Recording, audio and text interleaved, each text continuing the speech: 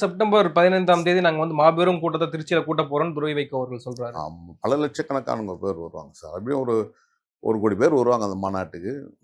அடுத்து 2026ல தமிழ்நாட்டை திரும்பி பார்க்க வைக்க போறோம்ன்றாங்க. அதான் எப்படியும் 8 கோடி பேர்ல எப்படியும் 1 கோடி பேர் அங்க திரண்டு வருவாங்க.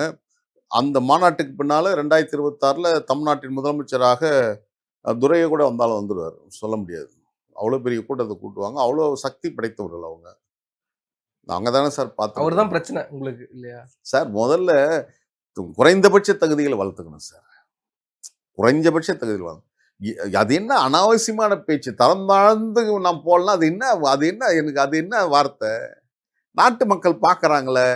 இது இது ஆணவமான பேச்சா நினைக்க மாட்டாங்களா? அது பேசிட்டு போய் வண்டியில் நான் கரெக்டாக பேசுனான்னு இருக்கேன் பாராம் உள்ள இருக்கிறவங்களாண்ட. நான் அவர்கிட்ட ஒரு வாட்டி கூட அவர் வண்டியெல்லாம் போனோம் கிடையாது. ஒரே ஒரு முறை மதுரையில் வந்து வீரபாண்டிய கட்டபொம்மனுடைய சிலைக்கு மாலை போட்டு நீ வண்டியில் ஏறு அப்படின்னு பூமி அண்ணன் என் வண்டியில் ஏற்றி விட்டார். எனக்கு ரொம்ப சங்கடமாக போயிடுச்சு.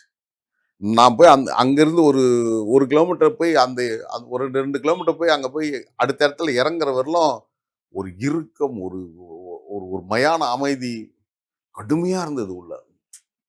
ஒருத்தருக்கு மூச்சு கூட விடாமல் இருந்திருப்பாங்கன்னு நினைக்கிறேன் நான் உள்ள இருந்ததால. அப்போ இவ்வளவு இறுக்கமான மனிதர்கள் நம்ம பயணிக்க முடியாது. இது ஜனநாயக அமைப்பு சார், ஜனநாயக மாளிகை சார். கடைசி வாக்காளரும் கடைசி மனிதனும் உனக்கு தேவை அரசியல் கட்சியில. அவங்க வேணாம் நீ புறக்கணிக்கிற போது நீ எந்த விதத்தில் தகுதியானவர் சொல்லுங்க?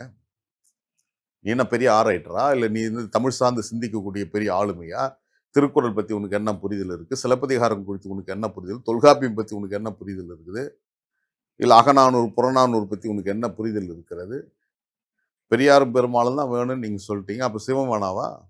கேட்குறாங்க என்கிட்ட. அவர் என்னப்பா சிவர், நாங்கள் சைவர்லாம் வேணாவா? கிறிஸ்தவர்கள் வேணாவா? இஸ்லாமியர்கள் வேணாவா? பௌத்தர்கள் வேணாவா? மதச்சார்பற்ற நாடு சார். அண்ணா சொன்னார் ஒன்றே குலம் ஒருவனே தேவன். அதோடைய பொருள் என்பது வேற. நீ பெரியார் வேணும் பெருமாளும் வேணும்னா அது எந்த சார் நியாயம்? எங்க சார் அரசியல் இருக்கு? அப்போ மற்றவங்க யாரும் வேணாம் தான் நீங்க சொல்றீங்க. அந்த மதச்சார்பின்மை என்பது என்ன? இந்தியாவுடைய அந்த அரசு சாசனம் சொல்வது என்ன?